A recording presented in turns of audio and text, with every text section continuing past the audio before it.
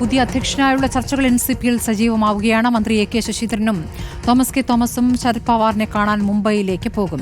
Thomas K തോമസിനെ പ്രസിഡന്റാക്കണമെന്ന് ശശീന്ദ്രൻ വിഭാഗം ആവശ്യപ്പെടും.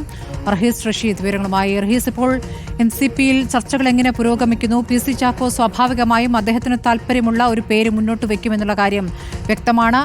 പവാറിൽ നല്ല പിടിയുമുണ്ട് PC ചാക്കോയ്ക്ക്. പക്ഷേ തോമസ് കെ തോമസിന്റെ പേര് ഇപ്പോൾ ശശീന്ദ്രൻ ആവശ്യപ്പെടാനിരിക്കുന്നു. എപ്പോഴാണ് അദ്ദേഹം രണ്ടുപേരും മുംബൈക്ക് പോകുന്നത്?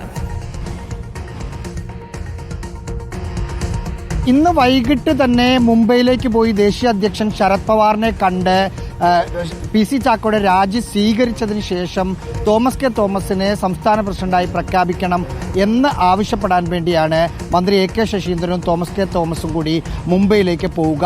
ഇന്ന് വൈകിട്ട് അല്ലെങ്കിൽ നാളെയാണ് മുംബൈയിലേക്ക് യാത്രയെന്നാണ് മനസ്സിലാക്കുന്നത്. നിലവിൽ ഇവർ ശരത് പവാറുടെ സമയം ചോദിച്ചിരുന്നു. പവാർ മുംബൈയിലില്ല, പൂനെയിലാണ് ഉള്ളത് എന്ന മറുപടിയാണ് നൽകിയത്.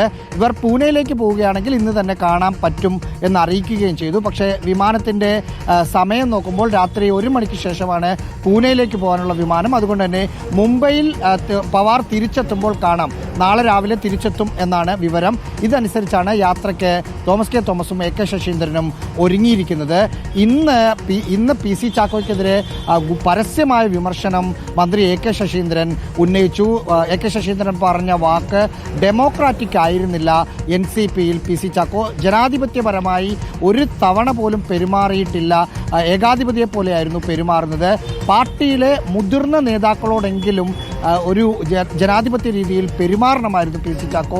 അങ്ങനെ പെരുമാറാത്തതിൻ്റെ പ്രശ്നങ്ങളാണ് ഇപ്പോഴുണ്ടായിരിക്കുന്നത് എന്ന് തുറന്നടിച്ച് തന്നെ AK ശശീന്ദ്രൻ പറയുകയും ചെയ്തു. ഇതിനകത്ത് നേരത്തെ സ്മൃതി പറഞ്ഞ ഒരു പ്രശ്നം ഈ AK ശശീന്ദ്രനും തോമസ് കെ തോമസിനും ഉണ്ട്. കാരണം PC ചാക്കോയ്ക്ക് ശരത് പവാറിൽ വലിയ പിടിയാണുള്ളത്.